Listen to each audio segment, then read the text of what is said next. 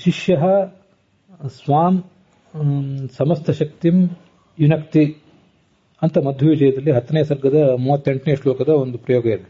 ಆಚಾರ್ಯರು ತಮ್ಮ ಶಿಷ್ಯರಿಗೆ ನೀವು ನನ್ನ ಜೊತೆ ದ್ವಂದ್ವ ಯುದ್ಧಕ್ಕೆ ಬರಬೇಕು, ನಿಮ್ಮ ಪೂರ್ಣ ಶಕ್ತಿಯನ್ನು ನೀವು ಅಲ್ಲಿ ತೊಡಗಿಸಬೇಕು, ಮತ್ತೆ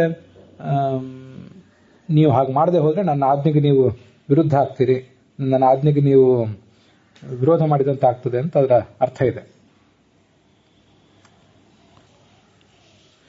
ಇಲ್ಲಿ ಯುನಕ್ತಿ ಅಂತ ಪ್ರಯೋಗ ಇದೆ.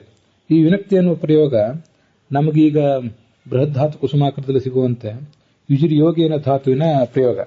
ಅದು 1444ನೇ ಧಾತು ಸಂಖ್ಯೆ. ಅದನ್ನು ಅವರು ಅಕರ್ಮಕ ಧಾತು ಅಂತ ಪರಿಗಣನೆ ಮಾಡಿದ್ದಾರೆ. ಹಾಗಾಗಿ ಯುನಕ್ತಿ ಅಂದ್ರೆ ಅಲ್ಲಿ ತೊಡಗುತ್ತಾನೆ ಅಂತ ಅರ್ಥ ಆಗ್ತದೆ. ಈಗಿನ ಧಾತುವಿಗೆ ಅನುಸಾರವಾಗಿ ಕೆಲಸದವನು ಕೆಲಸದಲ್ಲಿ ತೊಡಗುತ್ತಾನೆ. ಭೃತ್ಯ ಕರ್ಮಣಿ ಯುನಕ್ತಿ ಅಂತ.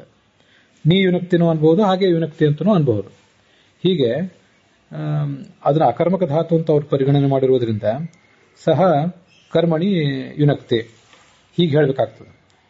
ಆದರೆ ಮಧ್ವವಿಜಯಕಾರರು ಅದನ್ನು ಸಕರ್ಮಕವಾಗಿ ಪ್ರಯೋಗ ಮಾಡಿರುವುದರಿಂದ ತೊಡಗಿಸುತ್ತಾನೆ ಅನ್ನೋ ಅರ್ಥದಲ್ಲೇ ಅದು ಅಣಿಜಂತ ಪ್ರಯೋಗ ಅಂತ ಕೂಡ ಅವ್ರು ತಿಳ್ಕೊಂಡಿದ್ದಾರೆ. ಮಧ್ವವಿಜಯಕಾರರು ಹಾಗೆ ಹೇಳಿದ್ದಾರೆ, ಶಿಷ್ಯನು ತನ್ನ ಪೂರ್ಣವಾದ ಶಕ್ತಿಯನ್ನು ತೊಡಗಿಸುತ್ತಾನೆ.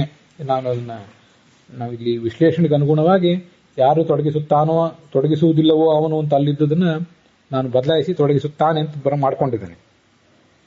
ಆದ್ದರಿಂದ ಇವತ್ತಿನ ಆ ಬೃಹದ್ಧಾತು ಕುಸುಮಾಕರದಲ್ಲಿ ಅದು ಶಿಷ್ಯನು ಆಳು ಕೆಲಸದಲ್ಲಿ ತೊಡಗುತ್ತಾನೆ ಅಂತ ಹೀಗಿದ್ರು ಕೂಡ ಯುನಕ್ತಿ ಅನ್ನುವುದಕ್ಕೇನೆ ಇನ್ನೊಂದು ಸಂದರ್ಭದಲ್ಲಿ ಸಕರ್ಮಕವಾಗಿ ಆದಾಗ ಶಿಷ್ಯನು ತನ್ನ ಪೂರ್ಣ ಶಕ್ತಿಯನ್ನು ತೊಡಗಿಸುತ್ತಾನೆ ಅಂತನೂ ಅರ್ಥ ಆಗಬಹುದು, ಇದು ಸಕರ್ಮಕವೂ ಆಗಬಹುದು ಅನ್ನೋದನ್ನು ಗಮನಿಸಬೇಕು.